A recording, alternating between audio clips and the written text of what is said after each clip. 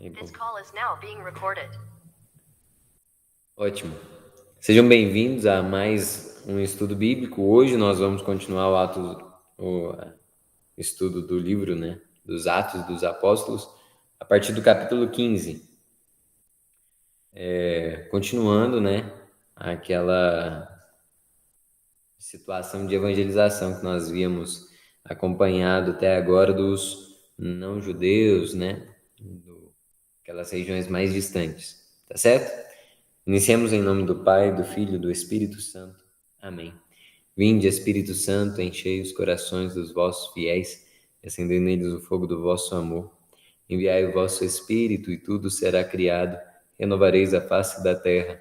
Oremos. Ó Deus, que instruíste os corações dos vossos fiéis, acendei neles o fogo do vosso amor. Enviai o vosso Espírito e tudo será criado, renovareis a face da terra. Rezar o Vinde Espírito Santo sozinho, a gente começa a confundir. Mas enfim, nessa nossa reunião de hoje, eu pretendo passar pelo capítulo 15, 16 e chegar ao 17, tá certo? De maneira que a gente pare no momento em que São Paulo vai estar lá na Grécia, mais precisamente em Atenas, porque esse a gente deixa para o encontro da semana que vem. O que acontece?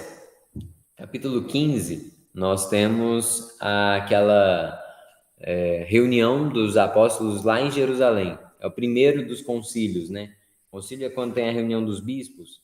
A gente imagina, que os historiadores compreendem já, que esse seja o primeiro concílio no ano de 48 da era cristã, tá certo?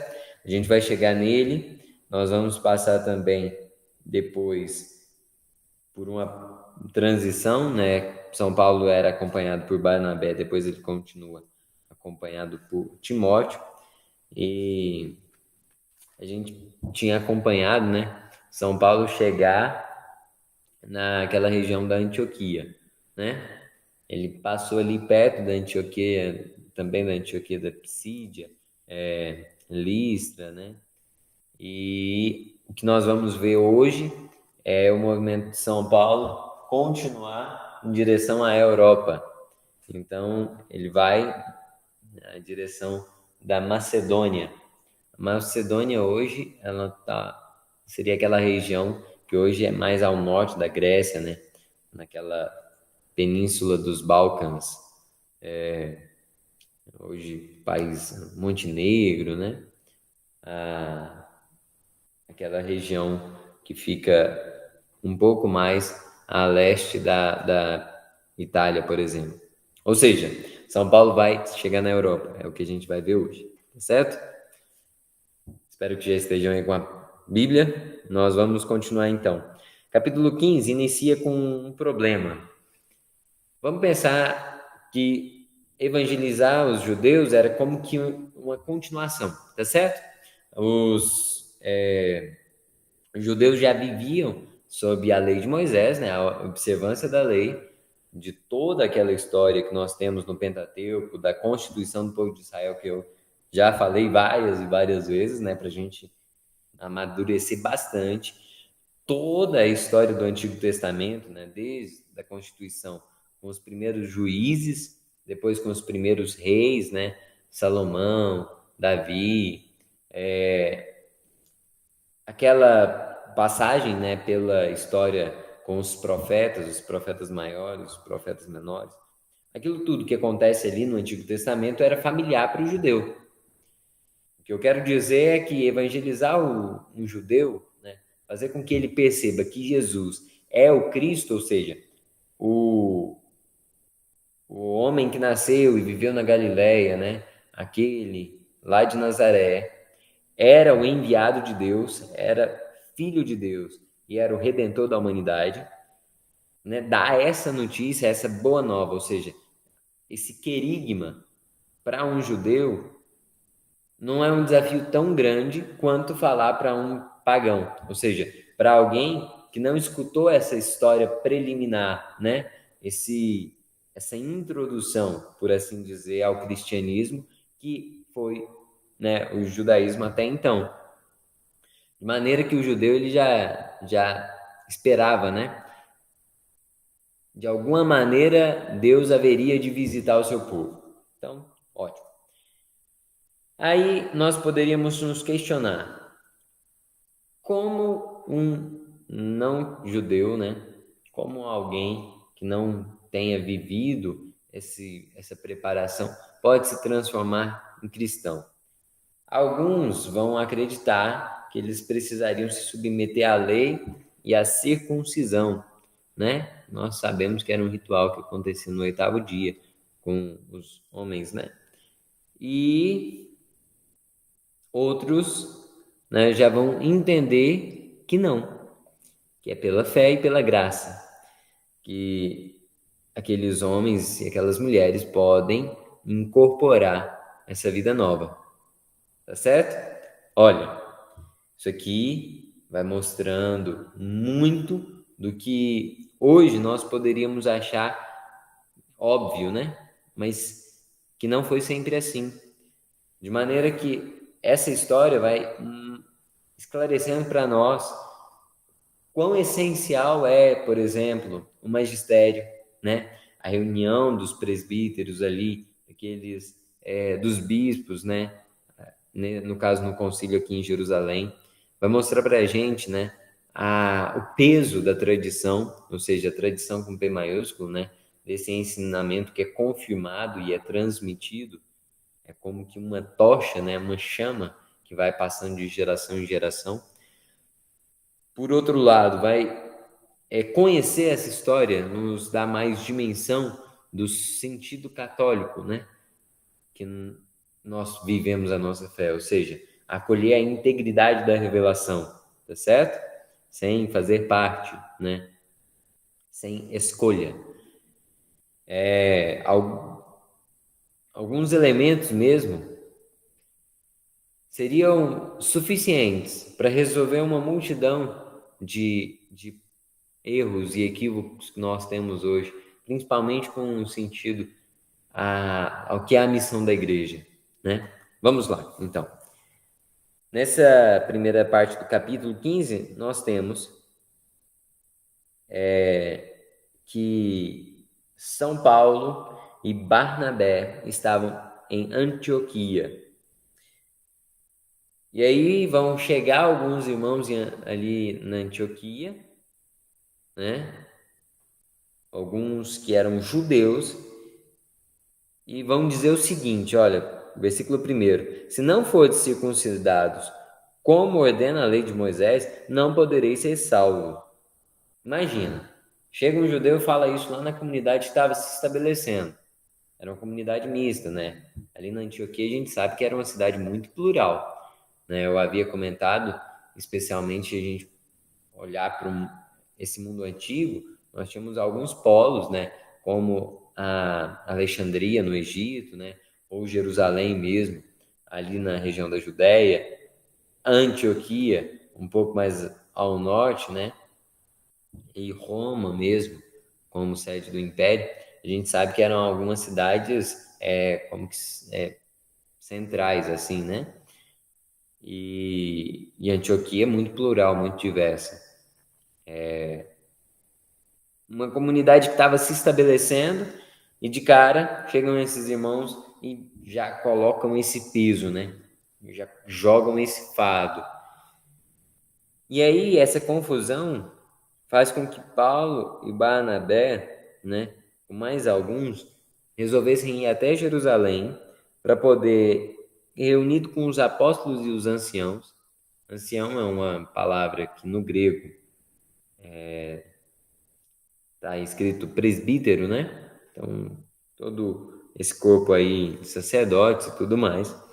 E eles vão até lá para discutir a respeito do que Deus tinha feito, do que eles tinham testemunhado e dessa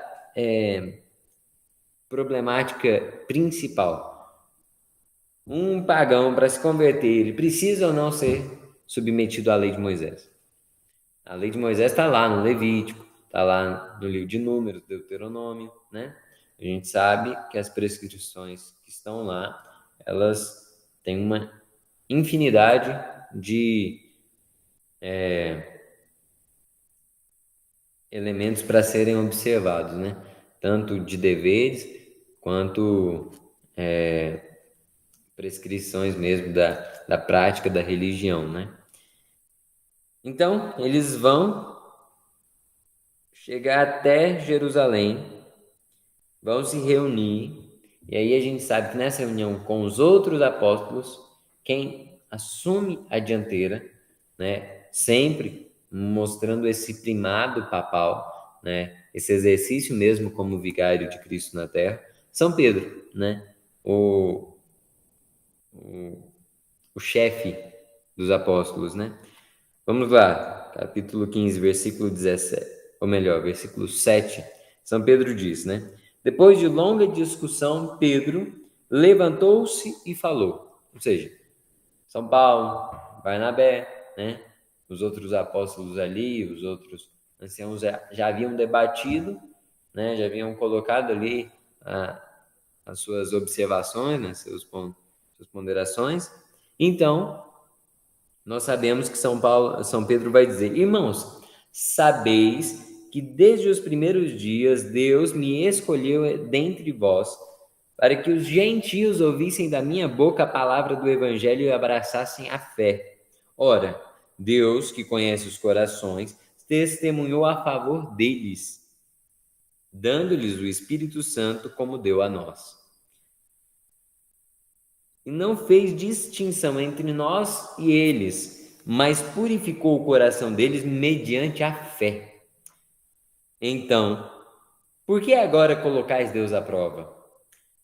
Querendo impor aos discípulos um jugo que nem nossos pais, nem nós mesmos podemos suportar. Ao contrário, é pela graça do Senhor Jesus que cremos ter sido salvos, exatamente como eles. Olha como isso é tremendo, meus irmãos. São Pedro está evocando aqui aquela experiência que nós já havíamos visto de quando ele foi evangelizar os gentios e, inclusive, visitou aquela família do Cornélio, né, que era um centurião romano, da corte itálica, né? Está lá no capítulo 10.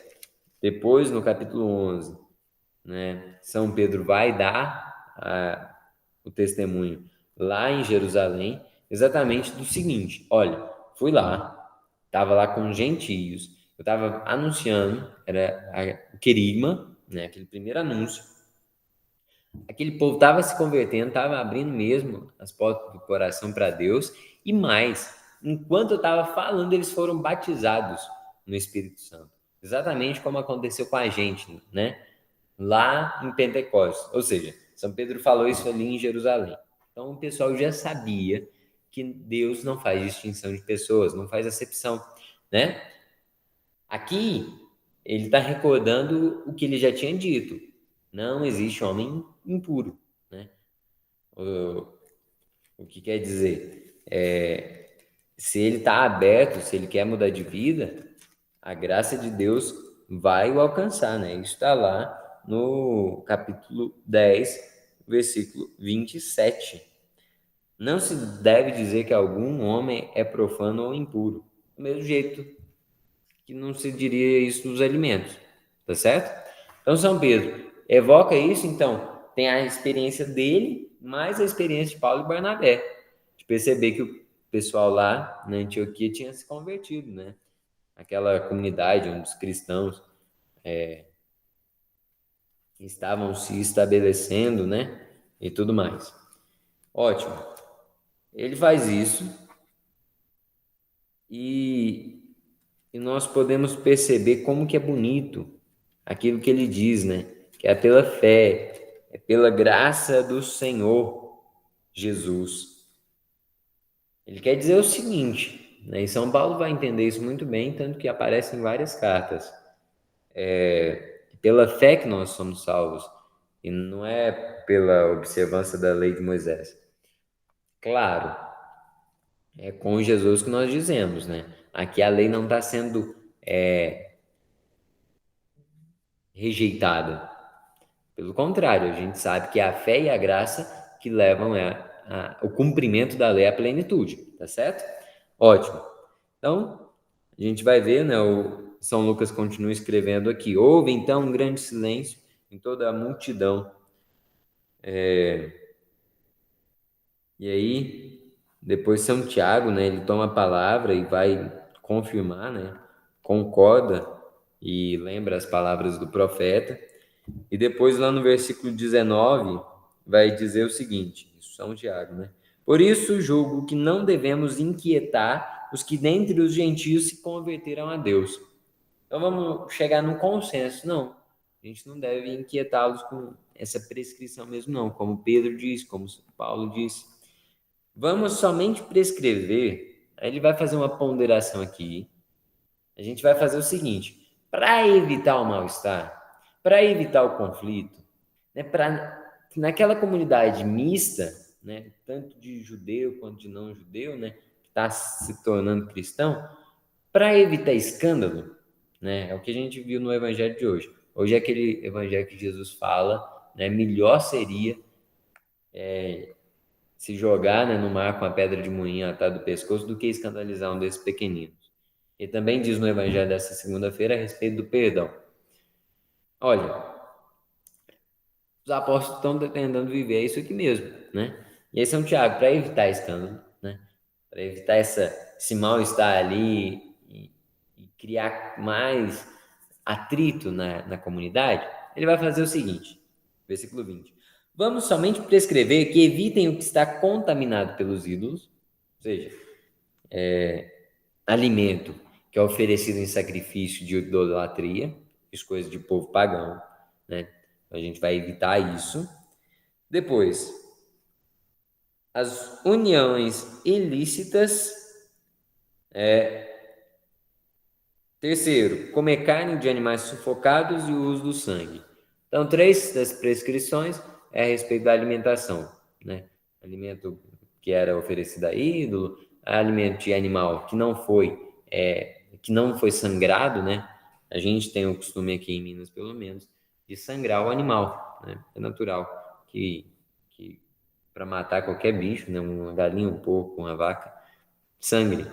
E eles também tinham esse costume, de maneira que um animal sufocado era um tanto desprezível, assim, eles chamam aquilo estranho, tá certo? E o uso do sangue. Então, essas três prescrições é a respeito do alimento, porque tá de alguma maneira entranhada na cultura e pode criar um desentendimento moral, né? Ah, é certo ou errado? Então a gente evita, tá certo? E as uniões ilícitas, que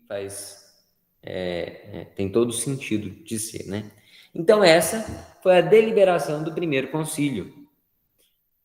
Nós podemos perceber que esse primeiro concílio tem um caráter de fazer mesmo que a igreja se estenda até os confins da terra, né?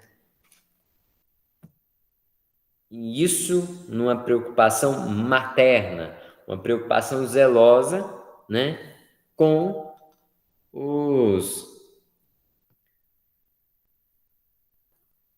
o próprio povo extra judaísmo, né, os povos de outras regiões. Então, eles vão fazer um decreto, né, isso no versículo 22 em diante, e vão deixar, né, que os apóstolos retornem lá para Antioquia para acalmar, né, aquela situação. Então eles vão, Paulo, Barnabé, Judas e Silas. Esse Judas aqui, o Barsabás, né? Então os quatro, principalmente, né, muito respeitados, eles vão para lá e, e vão chegar até Antioquia, né? Também na Síria e na Sicília. Ou melhor, Cilícia, né? Cilícia, Sicília, sei lá, na Itália.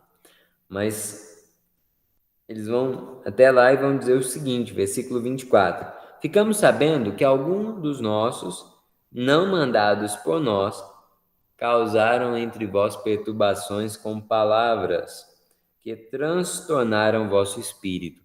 Isso aqui é o que o evangelho de hoje estava falando. O que esse povo foi fazer lá? Não eram autorizados pela igreja, no caso, né? Eles foram criar confusão, foram ser pedra de tropeço, né? Foram ser escândalo para os pequeninos. E aí veio a igreja em auxílio deles. Então, essa leitura aqui, olha, é a manifestação desse cuidado, desse zelo da igreja com seus filhos, né? 25. Então decidimos de comum acordo acolher junto com nossos queridos irmãos Barnabé e Paulo, homens que arriscaram a vida pelo nome de nosso Senhor Jesus Cristo. Então por isso foi Judas e Silas, né? É interessante que no versículo 28 ele vai dizer, né? Pois decidimos o Espírito Santo e nós. Olha aí, a igreja sendo confirmada pela ação do Espírito Santo. Então, eles vão falar ali, né, daquelas prescrições, as 3 a respeito do alimento, animal oferecido a ídolo, sufocado, o sangue e as uniões ilícitas. Então, observe isso aí. A circuncisão não precisa e aqueles outros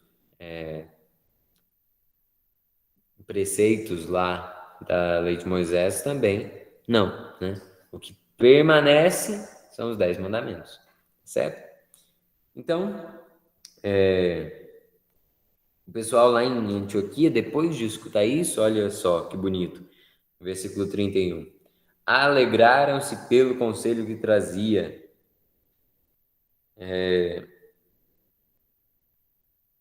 Os irmãos, né, foram reconfortados e foram confirmados. Então, eles cumprem ali essa missão de confirmar os irmãos na fé, né? Essa é a função mesmo de um bispo, né? Então, agora a gente vai ver uma outra situação curiosa, que é o seguinte: São Paulo vai mudar ali o companheiro, porque tava o São Paulo Barnabé, e aí depois Barnabé queria levar também João Marcos, João chamado Marcos. Confesso que esse João chamado Marcos é sobrinho de Barnabé, tá certo? Não sei se seria o evangelista, porque não havia encontrado essa observação, né? Acredito que não. E aí Paulo não concordava de levar ele o João com eles, né? Porque Paulo diz o seguinte, versículo 38. Paulo achava que não se devia levar junto aquele que na Panfilha os havia abandonado em vez de acompanhá-los na missão. Então a gente tem um problema. E aí a discordância agravou a tal ponto que cada um foi para o lado. Eu acho isso muito engraçado. Cada um foi para o seu lado. Então, Barnabé e o João foi numa direção, né? Foram para Chipre, enquanto que Paulo escolheu Silas e partiu na direção da Síria e da Cilícia, visitando as igrejas ali daquela região. Depois, isso é muito bonito, né? Aí agora dividiu daqui para frente a gente vai ver mais atenção em Paulo mesmo, né? Aí depois Paulo vai para Derbe, Listra, né? Isso no capítulo 16, então. E aqui a gente vai ver essa parte de que a igreja chega até os confins da terra. Ele vai para Derbe, Listra.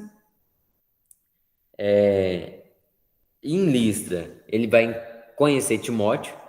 Vocês podem acreditar, né? E perceber, imaginar qual foi o grau de identificação deles, né? Que vai ser o companheiro agora para toda a missão, né? Pau para toda a obra. E ele quis que Timóteo continuasse com ele. Ou seja, ele quis buscar o Timóteo ali em Listra e levar ele consigo. Aqui, São Paulo vai adotar uma postura curiosa, porque Timóteo, a mãe dele era israelita, né? Então, pai de mãe, ele, ele tinha essa pertença aos judeus. No entanto, o pai era grego. E aí, ele podia causar um certo escândalo lá quando chegasse, né, diante dos cristãos, filhos do judaísmo, uma vez que ele não tinha sido circuncidado. Só um segundo, meus irmãos.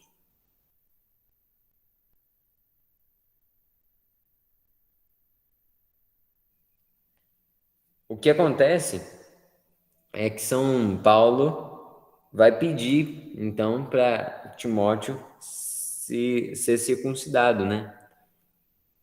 E aí, ele de alguma maneira, né? Ele já tinha passado aquela situação toda em Jerusalém, mas ainda assim ele vê que esse sacrifício poderia ser oportuno, né? Para evitar gerar ambiguidade lá entre as outras comunidades. Ótimo. São Paulo e Timóteo vão continuar, eles vão passar em Troade, né? Eles chegam nessa região, né, da Frígia, da Galácia. Depois ele vai mandar cartas para eles, né, os Gálatas e tudo. A gente sabe que ele vai ter esse cuidado. Eles chegam até Mícia e eles vão querer continuar na direção da Bitínia. Só que aí o Espírito de Jesus os impediu. Olha, eles estavam intencionados a ir evangelizar, mas o Espírito de Jesus os impediu. Isso está lá no versículo 7 do capítulo 16. E tem um significado interessante quando a gente percebe que a intenção é boa, mas Deus tinha outro plano. E aí, desse impedimento, a gente entende que Deus não queria que eles fossem em direção à Ásia, né? E aí, São Paulo vai ter um sonho, né? Uma visão noturna. Na sua frente estava de pé um macedônio que lhe suplicava: vem para a Macedônia e ajuda-nos. O que nós entendemos diretamente dessa revelação de Deus para ele? É como se a Europa gritasse, né? Vem nos visitar, né? Clamasse com fome e sede mesmo da boa nova. Sério? Isso aí está diretamente relacionado com a minha e a tua salvação, porque foi assim que o Ocidente conheceu o anúncio, né, da ação de Jesus. Então, depois que isso acontece, São Paulo vai seguir na direção que eu havia dito, né? Ele vai continuar ali. Todas essas regiões que eu estava dizendo, esses nomes, fazem parte ali da Ásia ainda, né? Tá aqui na parte mais ocidental, mas ainda faz parte da Ásia. Olha lá. Mícia está bem no extremo oeste, enquanto que Bitínia, eles já estaria na direção mais do Mar Negro, voltando para a Ásia, que era onde São Paulo estava pensando em ir. Então ele ia fazer como que o contorno ali, voltando na direção da Ásia. E aí Deus quis que ele continuasse e fosse para Macedônia. Então ele ia ter que pegar um barco, né? Ele ia ter que pegar um barco lá em Troade, né? Isso. Troade, cidade litorânea. Tá certo? Ótimo. Aí eles embarcam. Ah lá, tá aqui, ó. Versículo 11. Embarcamos em Troade e navegamos diretamente para a ilha da Samotrácia. E depois, no dia seguinte, para Neápolis. Olha lá. Neápolis já está lá na Macedônia mesmo, né? Ali mais no fundo, mais ao norte ali. Pertinho de Filipos. A gente sabe que Macedônia é terra de Alexandre Magno, né? E já tinha se tornado, desde 31 a.C., território romano. Então já era colônia de Roma. E Alexandre Magno era filho de Filipe. Então, Filipos é uma cidade que tem esse nome em homenagem ao pai de Alexandre o Magno, que foi, né? Agora a gente vai começar a ter um contato com uma história diferente. Alexandre Magno foi aluno de Aristóteles, né? Então aqui nós temos toda uma situação, né, de uma cultura grega. Aqui o judaísmo, né, toda a moral judaica vai se encontrar com a filosofia e o pensamento grego. Então, o que que a gente está vivendo? É como se na história esse surgimento do cristianismo tivesse num movimento de globalização, sabe? É uma globalização ali na época, que nós chamamos de período helenístico. Ou seja, helênico, quer dizer, faz referência à Grécia, mas é um período de encontro de várias doutrinas, vários pensamentos diferentes, todo naquela região ali. Beleza. São Paulo e Timóteo vão chegar lá. A gente vai ter um primeiro testemunho aqui de uma mulher que se converte, né? Lídia tinha devoção a Deus e escutava com atenção. O Senhor lhe abriu o coração para que acolhesse as palavras de Paulo. Após ter sido batizada, como toda a sua casa, ela convidou-os. E aí eles ficaram lá na casa dela, né, com a sua família. Isso aqui está lá no versículo 15. Ou seja, já começou a dar fruto, né? Ali na Macedônia. Como se o povo tivesse mesmo, né, sedento. Eles já tinham falado, né, já tinham começado a anunciar. E aí quando a gente vê que Deus abriu o coração daquela mulher, é que Deus já estava lá, né, esperando eles chegarem com essa notícia. Beleza? Agora, do versículo 16 em diante, a gente vai ver uma situação em que São Paulo e Timóteo eles vão ser presos.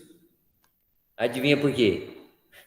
A gente já viu isso umas 1000 vezes, né? Eu cansei de ver como que a situação é sempre a mesma.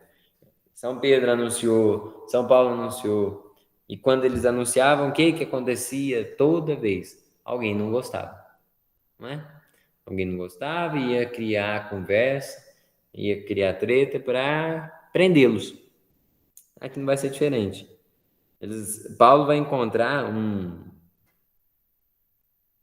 mulher que era vidente, né? Adivinha. Então a gente sabe, né? Isso aí é coisa de um espírito impuro, né? É um pouco demoníaco mesmo. Acontece que essa mulher que era adivinha, o que ela fazia? Tinha todas essas adivinhações, ela trabalhava para alguns homens. E olha só, ela vai falar o seguinte, olha lá, tá lá no capítulo 16, versículo 16. Estávamos indo para a oração quando veio ao nosso encontro uma jovem escrava, possuída por um espírito de adivinhação. Ela fazia oráculos e obtinha muito lucro para os seus patrões. Olha isso. Ela começou a seguir Paulo e a nós, gritando: Esses homens são servos do Deus Altíssimo e vos anunciam o caminho da salvação. Tá, ela tinha esse espírito de adivinhação e tudo, mas a gente pode considerar que pela fama de Paulo e Timóteo, não era difícil, né? Perceber isso. Então, ela podia estar percebendo isso por uma relação particular, mas também podia perceber isso de toda a agitação, né, daquela comunidade, ao saber que eles estavam lá. Enfim, o versículo 18 está lá. Isso aconteceu durante muitos dias. Então, Paulo foi, tá, paciência, né? Mas aí chegou num dia que ele diz, né? Por fim, incomodado, Paulo voltou-se e disse ao Espírito, incomodado: Eu te ordeno, em nome de Jesus Cristo, sai dessa moça. Então, aquele espírito, ela está possuída, saiu no mesmo instante. Vocês se recordam do Evangelho quando Jesus expulsa o espírito? expulsa aquela legião de um homem, e a legião vai para a manada de porcos, e aquela manada sai em debandada, né, e se joga no mar. O que aconteceu? Os, o- os peões, né, aqueles fazendeiros que cuidavam dos porcos, eles ficaram felizes ou tristes? Um homem tinha sido liberto, mas ele não se importa com isso. Eles ficam tristes porque perdem os porcos, né? E o povo daquela comunidade vai pedir Jesus para ir embora. É a mesma situação. Versículo 19, olha só. Os patrões da jovem, vendo perdida a esperança de lucros, agarraram Paulo e Silas. Ah, é. Silas está aqui na situação também, né? Então, eles pegam mesmo Paulo e Silas e arrastaram à praça principal diante dos chefes da cidade. Aí eles vão inventar mentira, né? Apresentaram os dois aos magistrados e disseram: Esses homens estão provocando desordem em nossa cidade. São judeus e pregam costumes que nós, romanos, não é permitido aceitar nem seguir. Aí, por que eles tinham perdido uma escrava? Olha só como que. Isso aqui é para deixar a gente muito indignado mesmo, né? Ela foi libertada de um espírito impuro. Mas por que agora eles não tinham mais aquele ramo, né, para ganhar dinheiro com adivinhação? Eles ficaram indignados e foram punir Paulo e Silas. O que acontece é que Paulo e Silas eles vão ser presos, eles vão ser açoitados com varas, né? E depois, quando eles estão lá na prisão, vai acontecer um episódio extraordinário. Mas esse episódio todo, ele é extraordinário, ele vai acontecer de noite. Vai acontecer um terremoto, eles estavam rezando à meia-noite, cantando hino a Deus. Os outros presos estavam escutando. Aí veio um terremoto tão violento que ele sacudiu os alicerces dos cárceres e todas as portas abriram e as correntes se soltaram. É isso mesmo, né? Eles foram libertos. Isso tinha acontecido em uma outra situação nesse mesmo livro com São Pedro, né? A mesma coisa. Aí, quando eles ficaram livres e o carcereiro acordou e viu aquilo tudo, né? Aquela cena com tudo aberto, ele pensou: pronto, os prisioneiros escaparam. Olha quão grande e violenta é essa punição desse carcereiro. O desespero que ele é tomado, né? Faz, olha só, versículo 27. Ele puxa a espada e estava para se matar, né? Ele estava para matar-se. Então, ele tinha ficado transtornado, né, com a situação. Pensou: pronto, agora acabou minha raça, né? Mas, olha só, versículo 28. Mas Paulo gritou com voz forte: Não te faças mal algum, estamos todos aqui. Eles não tinham fugido.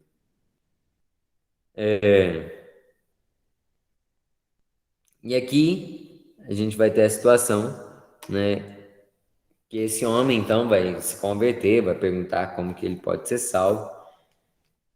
E depois eles vão para a casa desse homem, vão ser batizados.